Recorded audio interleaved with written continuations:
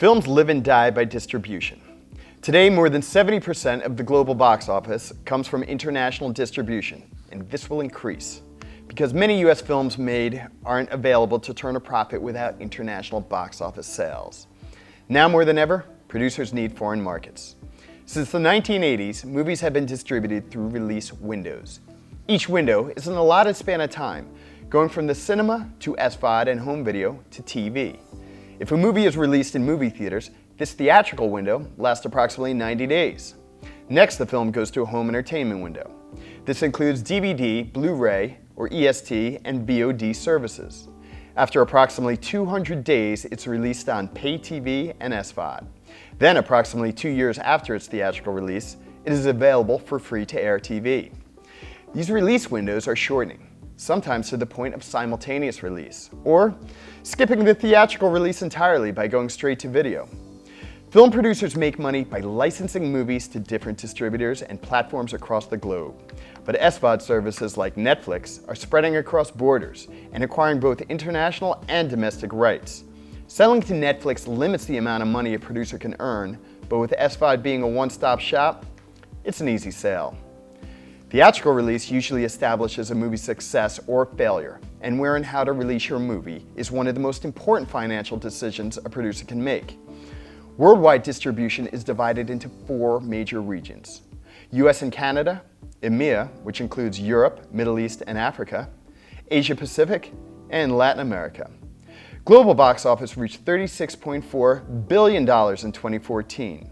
This is up 15% from the prior 4 years, and the Asia Pacific region passed North American box office as the largest in the world.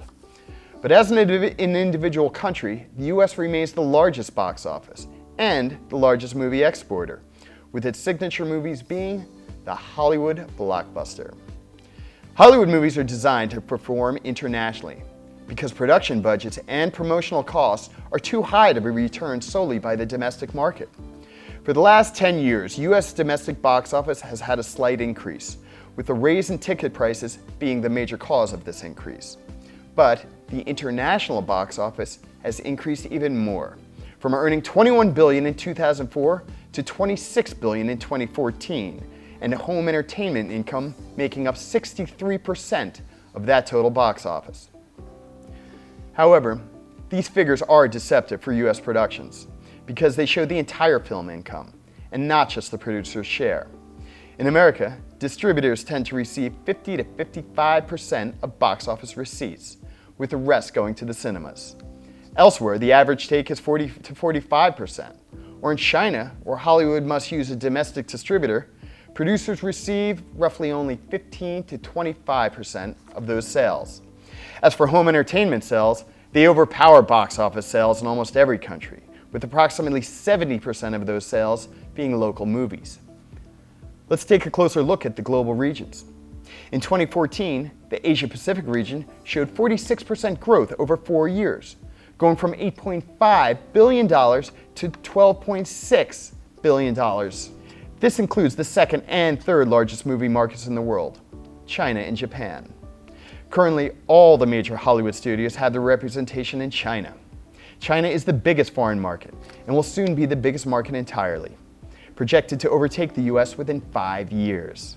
However, the majority of their box office is reserved for local movies, with a quota allowance of only 34 foreign titles, and they make only half the money they would make if they were shown in the States.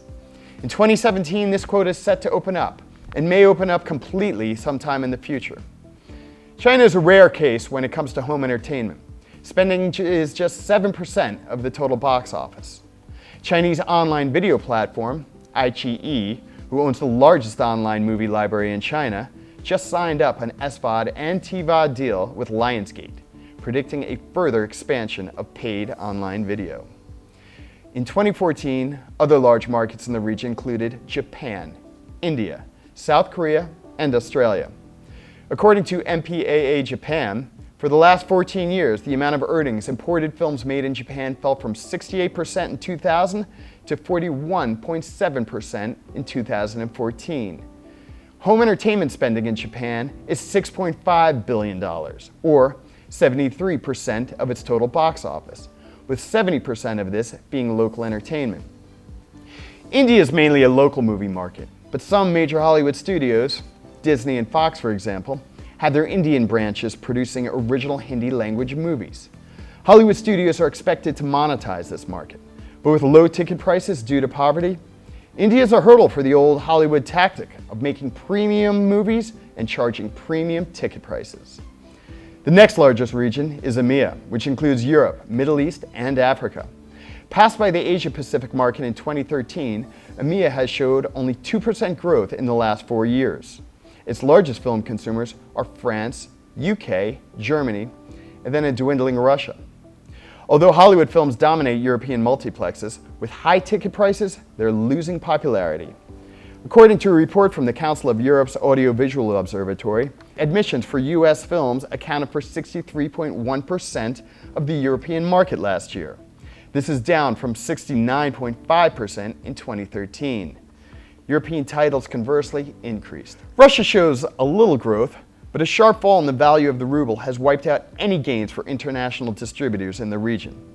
Home entertainment revenues are pretty high for the majority of European markets, being 52 to 65% higher than the box office, with the exception being Russia, which is hurt by piracy. The last region is Latin America, raking in $3 billion in box office sales and a 46% growth in the last 4 years. Their big consumers being Mexico and Brazil. In 2015, Latin America showed growth in every market. Local movies play an important role in this growth, but so do US movies, with Furious 7 setting opening weekend records in much of the continent. However, an unstable currency due to problems within their oil industry make Latin America a risky bet. So what's in the future? Led by Pacific Asia, international box office will keep growing. China will be the largest box office in the world within 5 years. Major studios will keep focusing on large budget pictures based on well-established franchises. They will pursue new technologies to boost the quality of the films in order to justify high ticket prices and stay ahead of the in-home experience. But this will be a difficult task because new technologies will become available for the in-home experience as well. Not to mention Netflix and SVOD platforms are spreading internationally, so the theatrical release has its work cut out for them. Look for new mini-major studios like STX, backed up with extensive investors, particularly Chinese, with secured international distribution and significantly lower operating costs. They will cater to small or medium budget movies. Local films will become a niche market for those who want an alternative to the Hollywood blockbuster, and they will aid their local economies. The movie watching experience will become vastly segmented, but it will continue to thrive. Just know where to sell your movies.